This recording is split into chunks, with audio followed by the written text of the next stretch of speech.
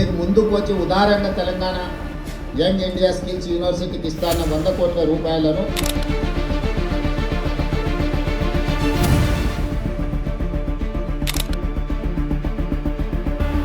స్వీకరించడానికి సిద్ధంగా లేదు. కాబట్టి దయచేసి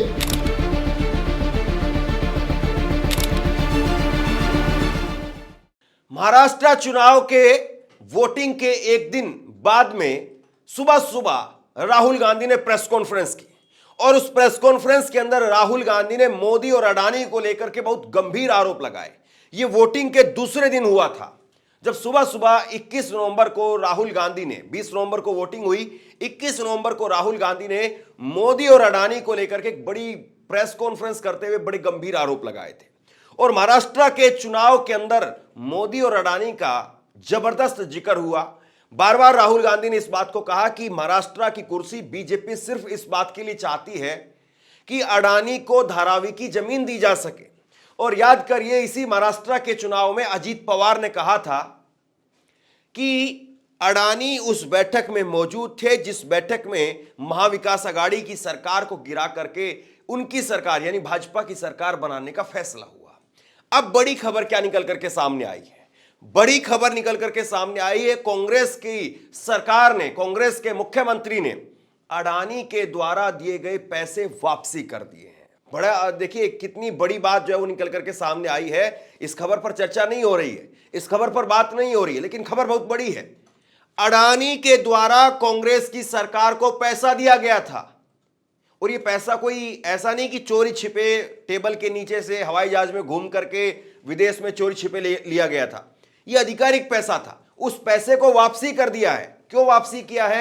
इस बात के लिए वापसी किया है कि अमेरिका की एक कोर्ट ने अडानी के ऊपर रिश्वत देने के बड़े गंभीर आरोप लगाए हैं और उसमें भाजपा की सरकार यानी मोदी सरकार वो बार बार तेलंगाना की सरकार को घसीटने का काम कर रही थी.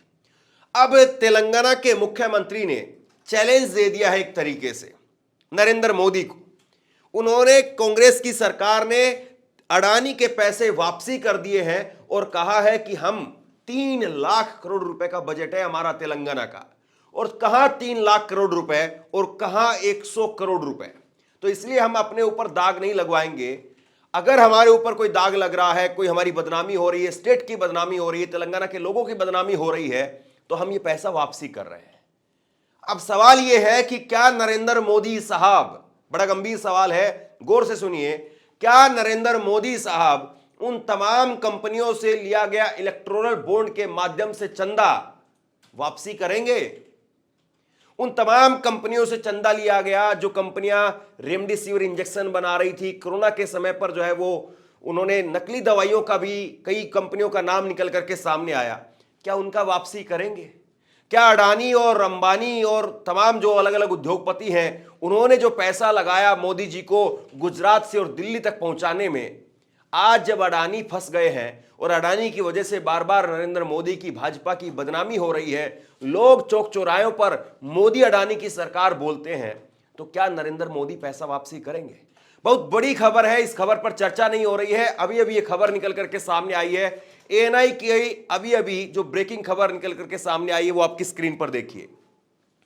हाल ही में अडानी समूह के खिलाफ लगे आरोपों के मद्देनजर राज्य सरकार द्वारा यंग इंडिया स्किल यूनिवर्सिटी के लिए अडानी समूह से 100 करोड़ रुपए लेने से इनकार करने पर तेलंगाना के मुख्यमंत्री रेवंत रेड्डी ने कहा, हमने अपनी पार्टी या परिवार के लिए अडानी समूह से पैसे नहीं लिए. तेलंगाना सरकार द्वारा उठाया गया कदम राज्य के युवाओं की बेहतरी के लिए था. अडानी समूह से मिले 100 करोड़ रुपए में से हमें अभी तक एक भी पैसा नहीं मिला. किसी भी विवाद या आरोप से दूर रहने के लिए राज्य सरकार ने फैसला लिया है. अब जरा आसान भाषा में समझिए मामला क्या है. दरअसल मामला यह है कि तेलंगाना की सरकार ने एक स्कीम निकाली, एक योजना निकाली जिसका नाम है यंग इंडिया स्किल यूनिवर्सिटी. और इसके तहत क्या होता है? इसके तहत यह होता है कि राज्य की सरकार अपने खर्चे पर बेरोजगार युवाओं को ट्रेनिंग देकर के रोजगार के लिए लायक बनाती है. और इस चीज के अंदर अडानी के तरफ से 100 करोड़ रुपए का योगदान दिया गया. एक तस्वीर जरा आप अपनी स्क्रीन पर देखिए. ये तस्वीर जो है वो बार बार दिखा करके राहुल गांधी को, कांग्रेस पार्टी को, भाजपा और उनके समर्थक बार बार कोसते हैं कि एक तरफ मोदी अडानी का नारा राहुल गांधी लगाते हैं, लेकिन उन्हीं की सरकार के नेता, मुख्यमंत्री वो अडानी की गलबैया करते हैं, अडानी को सम्मानित करते हैं और अडानी से पैसा लेते हैं। ये तस्वीर दिखा करके बार बार राहुल गांधी और उनकी पार्टी को जो है वो टारगेट किया जाता रहा। लेकिन आज उल्टा जो है वो पूरा का पूरा मामला घूम गया है और अब रेवंत रेड्डी कह रहे हैं कि हमें ऐसा पैसा नहीं चाहिए। बड़ी बात यह है कि अब नरेंद्र मोदी क्या फैसला ले पाएंगे? क्या अब महाराष्ट्र में अगर उनकी सरकार बनती है तो वो अडानी को धारावी की जमीन अभी भी देंगे इतने सारे आरोपों के बाद में, या कुछ प्रोजेक्ट में कम से कम कटौती करके थोड़ी बहुत नैतिकता वो दिखाएंगे? सवाल इस बात का है। कांग्रेस ने ट्वीट करके कहा है कि अडानी सरकार के ऊपर लगे भ्रष्टाचार के आरोपों के बीच तेलंगाना की सरकार ने फैसला लिया है, हम युवाओं के स्किल डेवलपमेंट के लिए उनके द्वारा दिया गया 100 करोड़ रुपए का डोनेशन नहीं लेंगे। జరుగుతున్న వివాదాలు, ఆరోపణలు, రకరకాల పరిస్థితుల వల్ల తెలంగాణ రాష్ట్ర ప్రభుత్వం మీరు ముందుకు వచ్చి ఉదారంగా తెలంగాణ యంగ్ ఇండియా స్కిల్స్ యూనివర్సిటీకి ఇస్తాన్న 100 కోట్ల రూపాయలను తెలంగాణ రాష్ట్ర ప్రభుత్వము స్వీకరించడానికి సిద్ధంగా లేదు.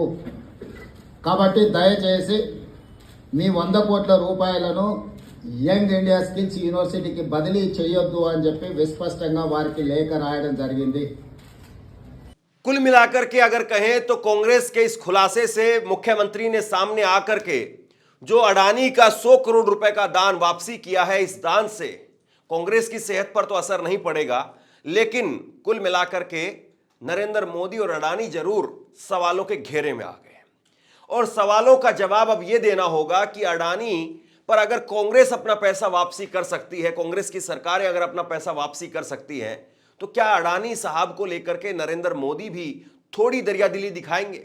देखिए, आधिकारिक तौर पर कितना पैसा दिया गया है वो आरटीआई के जरिए पता चल जाता है, लेकिन अन्य पूरी तरीके से जो पर्दे के पीछे, मेज के नीचे जो खेल होता है, जो हवाई जहाज में बैठा करके जो खेल होता है, या विदेशी मुल्कों में जाकर के जो खेल होता है, क्योंकि राहुल गांधी ने यह सवाल बार बार उठाए हैं कि कई बार ऐसा हुआ और इस बात को संसद में उन्होंने कहा कि नरेंद्र मोदी सरकार बताए कि कब कब अडानी और मोदी एक साथ विदेश में गए हैं, कौन से देश में गए हैं, कब कब उनकी नरेंद्र मोदी की विदेश यात्रा के बाद में अडानी जो है वो तुरंत उस देश में गए हैं, और कब कब नरेंद्र मोदी की किसी देश में यात्रा के बाद में अडानी को उस देश से कोई ठेका मिल गया। कुल मिलाकर के बीते 4 दिनों के अंदर अडानी को कई सारे बड़े झटके लग चुके हैं। एक तरफ केनिया, उन्होंने जो है अडानी के ठेके, प्रोजेक्ट, डील रद्द कर दी। यहां पर भारत में अभी तक कोई कार्रवाई नहीं हुई है। केनिया के राष्ट्रपति का बयान मैंने आपको दिखाया था। केनिया ने अपनी संसद के अंदर कहा कि हमने पारदर्शिता और जवाबदेही के लिए संविधान के आर्टिकल 10 के तहत पारदर्शिता और जवाबदेही के लिए यह फैसला लिया है। उन्होंने बड़ी बात कही थी। उन्होंने कहा था कि लीडर का काम यह होता है कि लीडर सुनने का काम करे, और यह कहते हुए उन्होंने अडानी साहब के बिजली के प्रोजेक्ट और एयरपोर्ट बनाने के प्रोजेक्ट, हजारों करोड़ रुपए के प्रोजेक्ट, उनको रद्द कर दिया और दूसरी जो कंपनियां हैं उनको दे दिया कि आप बनाइए। तो आप बताइए, केनिया जैसा देश, छोटा सा देश, गरीब देश माना जाता है, वो देश भी अगर इस तरह के बड़े फैसले, 56 इंच वाले फैसले ले सकता है, तो बताइए नरेंद्र मोदी साहब कहां से कमजोर हैं? वो तो बहुत ताकतवर है, लाल आंखें रखते हैं, चीन को दिखाते हैं, डरा देते हैं। खैर, बड़ी बात यह है कि तेलंगाना की सरकार ने आज जो फैसला यहां पर लिया है, इससे बीजेपी घिर गई है। तेलंगाना के मुख्यमंत्री ने कहा कि कई कंपनियों ने यंग इंडिया स्किल यूनिवर्सिटी को फंड दिया, इसी तरह से अडानी समूह भी, उन्होंने भी 100 करोड़ रुपए दिए थे। कल हमने सरकार की ओर से अडानी को एक चिट्ठी लिखी जिसमें कहा कि राज्य सरकार अडानी ग्रुप को दिए गए 100 करोड़ रुपए स्वीकार करने के लिए तैयार नहीं है। मैं राज्य सरकार की ओर से अडानी समूह से 100 करोड़ रुपए स्वीकार न करने के निर्णय को दोहराता हूं। मुख्यमंत्री ने कहा कि स्किल यूनिवर्सिटी जैसी पहल को विवाद में घसीटना दुर्भाग्यपूर्ण है। उन्होंने अपील की कि इस मुद्दे को राजनीति से दूर रखा जाए। रेवंत रेड्डी ने कहा कि भाजपा शासित राज्यों ने अडानी के साथ में कई समझौते किए हैं, फिर भी आरोप तेलंगाना सरकार पर लगाए जा रहे हैं। उन्होंने कहा कि हमने अडानी से कुछ भी मुफ्त में नहीं लिया, जैसा केसीआर ने किया था। उन्होंने स्पष्ट किया कि राज्य का विकास उनकी प्राथमिकता है और विपक्ष की आलोचना उन्हें नहीं रोक सकती है। क्योंकि अदानी ग्रुप से मैं किसी पार्टी के लिए, हमारे कांग्रेस पार्टी के लिए नहीं है तो हमारे परिवार के लिए एक पैसा नहीं लिए। जो तेलंगाना राज्य सरकार ने जो कदम उठाया निरुद्योग युवता के लिए, यंग इंडिया स्किल्स यूनिवर्सिटी, क्योंकि लाखों के युवता आज without any skill they are not getting any employment. So I wanted to teach my students skill. उसी के लिए CSR corporate social responsibility funds हम अदानी से 100 crore in principle we have taken a letter. अभी तक एक पैसा भी हमारे तेलंगाना सरकार के खाता में नहीं आया। तो इसीलिए ये कंट्रोवर्सी में बगल के राज्य में कुछ करप्शन, बगल के देश में कुछ करप्शन, ये सब करप्शन के बारे में जब चर्चा हो रहे थे तब तेलंगाना के चर्चा मुझे अच्छा नहीं लगा, क्योंकि हम नियत से सरकार चला रहे, नियत से चलाने के लिए हम लोग कोशिश कर रहे हैं। तो तेलंगाना राज्य के बारे में कोई भी कुछ गलत फहमी से कुछ गलत कहा तो हमारे लिए ठीक नहीं है, क्योंकि कुछ कम 3 लाख करोड़ रुपए बजट है तेलंगाना राज्य के। तो उसमें 100 करोड़ रुपए के लिए हम लोग इतना अलिगेशन फेस करने का जरूरत नहीं है। मैं और मेरे कलीग कैबिनेट मिनिस्टर हम लोग ये सोचे कंट्रोवर्सी में हम जाना क्यों। तो कंट्रोवर्सी से दूर रहने के लिए हमारे राज्य सरकार ने ये निर्णय लिया हुआ है। हमारे ऊपर कोई किसी ने दबावट करने वाले नहीं है, किसी ने दबावट किए तो हम लोग सुनने वाले भी नहीं है। मेरे आपको याद होगा जब राहुल गांधी ने प्रेस कॉन्फ्रेंस की थी, उसके बाद में संबित पात्रा बीजेपी की तरफ से प्रेस कॉन्फ्रेंस करने के लिए आए थे और संबित पात्रा ने अडानी पर लगे आरोपों की सफाई देते हुए कहा कि ये बीजेपी से इसके कोई लेना देना नहीं है, नरेंद्र मोदी से इसका कोई लेना देना नहीं है। उन्होंने कहा कि ये सारे प्रोजेक्ट कांग्रेस की, विपक्ष की सरकारों के अंदर लगे हैं। उस वक्त की छत्तीसगढ़ की भूपेश बघेल की सरकार थी, या उड़ीसा की सरकार है, या तमिलनाडु की सरकार, तेलंगाना की सरकार, वहां की सरकारों का ये मैटर है, इसमें नरेंद्र मोदी का कोई लेन देन नहीं है। वैसे भी ये कहा जाता है कि मोदी साहब अपने आप ही डायरेक्ट सीधा कमीशन ले लेते हैं। ये बातें अक्सर जो है वो राजनीतिक गलियारों में है। बाकी सबूत के तौर पर अब क्या कहें, कौन ऐसी सबूत ला सकता है आज के वक्त में। तो मोदी साहब के बारे में कहा जाता है कि वो खुद ही ऊपर कमीशन ले लेते हैं। राज्य की सरकारों को सिर्फ चिट्ठी लिखी जाती है कि आपको इस प्रोजेक्ट को काम करना शुरू करना है। खैर, आरोप जो भी हों, लेकिन कम से कम लोकतंत्र के अंदर यह जरूरी है कि अगर आप पर गंभीर आरोप लग रहे हैं और अगर आप पावर में हैं और अगर आप कुछ कर सकते हैं, कुछ एक्शन ले सकते हैं, और अगर आपके एक्शन लेने से देश में, प्रदेश में अगर कोई मैसेज जाता है, तो निश्चित तौर पर वो मैसेज देने के लिए आपको बड़ा एक्शन लेना चाहिए। अब सवाल यह है कि क्या नरेंद्र मोदी भी वाकई 56 इंच की छाती दिखाएंगे और वो पैसा जो इलेक्टोरल बॉन्ड के जरिए आया या और दूसरे माध्यमों से आया, महाराष्ट्र का चुनाव फ्री में थोड़ी ना हुआ है, तो वो पैसा जो अलग अलग कंपनियों से, अलग अलग तरीकों से आया, जिसमें वैध कितना है और अवैध कितना है, वो तो सब जानते हैं। क्या नरेंद्र मोदी भी कुछ पैसा ही सही, मैं ये नहीं कह रहा हूं कि कांग्रेस ने पूरा पैसा वापसी कर दिया है या कांग्रेस का एक भी पैसा जो है वो अब किसी तरह से नहीं है। सरकारें बहुत मोटी होती हैं भाई, क्या फर्क पड़ता है, क्या असर पड़ता है, लेकिन सवाल यह है कि मैसेज आप क्या दे रहे हैं। आप मैसेज क्या दे रहे हैं, यह अपने आप में बहुत बड़ी बात हो जाती है। कांग्रेस ने ये जो काम किया है, रेवंत रेड्डी ने ये जो काम किया है, वैसे तो सोचना तभी चाहिए था जब ये पैसा लिया जा रहा था।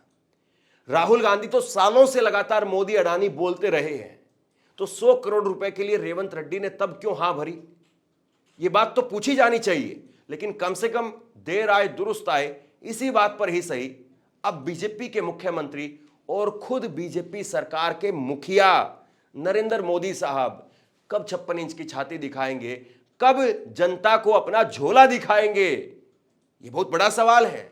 फकीर आदमी है, झोला लेकर के चले जाएंगे तो उससे पहले जब वो कुर्सी पर हैं तो झोला दिखा दीजिए एक दो बार, प्रेस कॉन्फ्रेंस ना सही तो वैसे ही बता दीजिए। आप क्या सोचते हैं नीचे कमेंट बॉक्स में लिख करके जरूर बताइए। इस वीडियो को शेयर कीजिए और इसी तरह की तमाम खबरों के लिए ऑनलाइन न्यूज इंडिया को सब्सक्राइब कीजिए। आपका बहुत बहुत धन्यवाद।